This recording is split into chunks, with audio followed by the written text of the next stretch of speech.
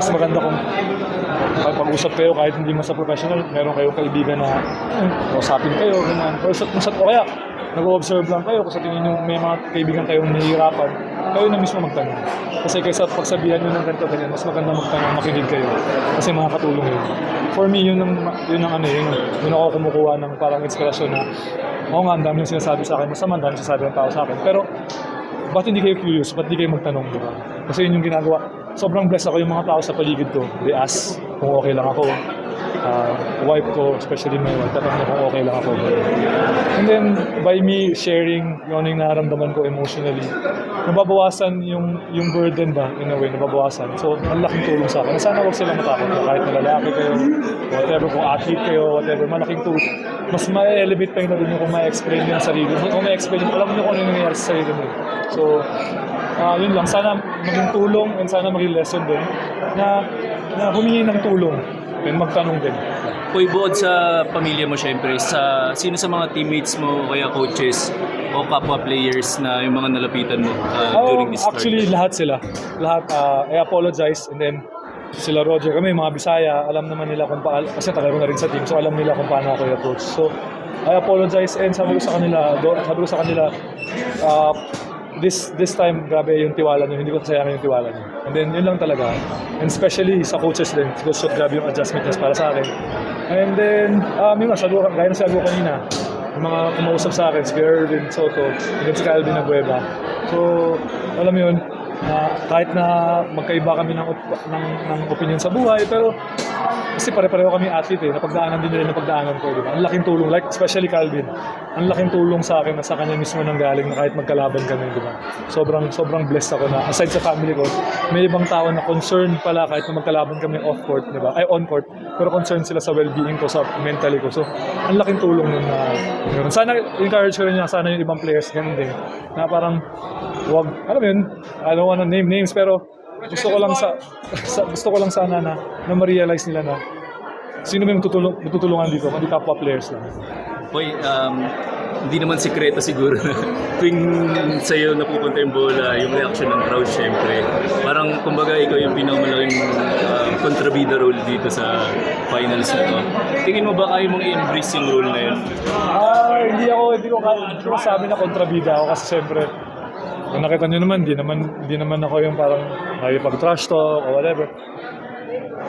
Kasi siyempre siguro dahil the way how I act siguro, kaya siguro sa tingin nila na parang ako yung masamang ganito.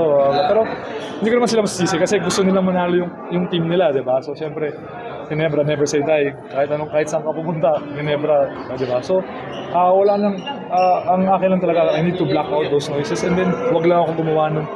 Yung emotion ko, kailangan ko talagang i-maintain na not too high, not too low. Kailangan sa gitna lang. Okay. So, yun talaga. Alam naman namin kung gaano kakabait dito. Oy, hindi nagulat ka ba na si Calvin kinausap ka rin, kumbaga concerned din sa'yo? Medyo nagulat ako kasi alam niyo naman history namin, di ba? Pero I appreciate din sa mga tao na kahit hindi kami ganun ka-close, kasi kapwa mo siya player, na-appreciate ko yun eh. Kahit na si Troy, yung asawa ni Troy, tsaka si Troy, sobrang na-appreciate ko yung mga ganung bagay kasi napagdaanan din nila eh. So for me, sobrang thankful ako na kahit na magkakalaban kami, nandyan sila para sa well-being ko. Mentally, I'm okay, ganyan. Concerned sila sa akin. So sana ganun din yung iba. Kasi ako, for sure, I'm gonna be like that. Natutunan. Kasi nakita ko sa kanila na ginagawa nila sa akin eh. So if ever man may nangyari sa iba, kung kailangan nilang tulong, kailangan nilang kausap, I'm here. Diba? Kung kailangan nila ng tulong para seek ng help sa professional, I'm here. Kasi ako ginawa sa team namin, ginawa kong example sa sarili ko. Nung time na nahihirapan ako, humingi ako ng tulong sa mga bosses. And hindi nila ako tinalikuran, tinulungan talaga nila ako. Finally, malden mo yung lahat ng naging snappers mo.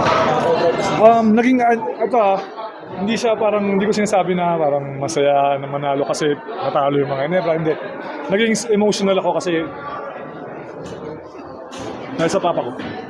Kasi pangarap ko na sana makanood siya pero hindi dumating sa point na nakanood siya ng game. Especially ngayon, di ba? Sa pinagdaanan namin dalawa, sobrang nakakalungkot. Kasi yun naisip ko eh, nung tumunog na yung buzzer, yun yung naisip ko na sana nandyan siya. Yung sana pagtingin ko sa crowd, nandyan yung magulang ko. Di ba? Kasi sa totoo lang, yung last na nanood siya ng game ko, college pa ako, hindi nga ako ginagamit. So, kaya sobrang emotional ako kasi I always imagine every time na naglalaro ako nandiyan yung papa ko. Pero hindi nga nangyari, di ba? So yun lang yung totoo. Nahirapan lang ako, naging emotional ako kasi wala yung nag-iisang pangarap ko naman na makanood siya ng game, hindi naman. Okay, ano masabi mo na si Glenn Cubuntin, yung player na nakasagutan mo, siya pa yung isa sa mga nag-leader sa game na to? Thankful ako sa kanya. Lagi ko nga sinasabi sa kanya, every time na makakashoot siya, crucial siya sa amin. Every time. Sabi ko nga sa kanya, mabuti na lang matigas ulo mo kanina, matapang ka. Ginamitan mo ng tapang, kahit anong mangyari. Wala na to, ito na yung series Game 7, patapos na kahit anong mangyari, di ba? Alam nga namang bibitaw ka ba? So, sabi ko sa kanya, maraming salamat kasi naging matigas ulo mo, naging matapang ka. At sabi ko, maraming salamat kasi hindi mo ako iniwan sa taas. Hindi mo ako iniwan sa ere. Kahit na anong sinasabi ng tao sa akin, na magkaaway tayo, ganyan, which is hindi naman totoo. Nagpasalamat ako kasi nandyan siya. Nagpasalamat ako kasi, ano yun, kahit anong negative na sabihin sa akin ng tao, siya pa yung tumutulong, siya pa yung unang nagsasabi sa akin. Na huwag ka maniwala, ganyan. Kaya kahit na anong i-paint na picture nila na magkaaway kami ni Glenn, never kami magkaaway ni Glenn. Kami yung, sabi ko nga sa kanya, tunay kami magkaibigan. Si Troy, nag-usap na kayo? Yun. Kanina hindi. Siyempre, sa sign of respect, siyempre kailangan seryoso ka talaga kasi competitive sport basketball, di ba? So hindi pa, pero for sure mag-uusap din kami. Yeah.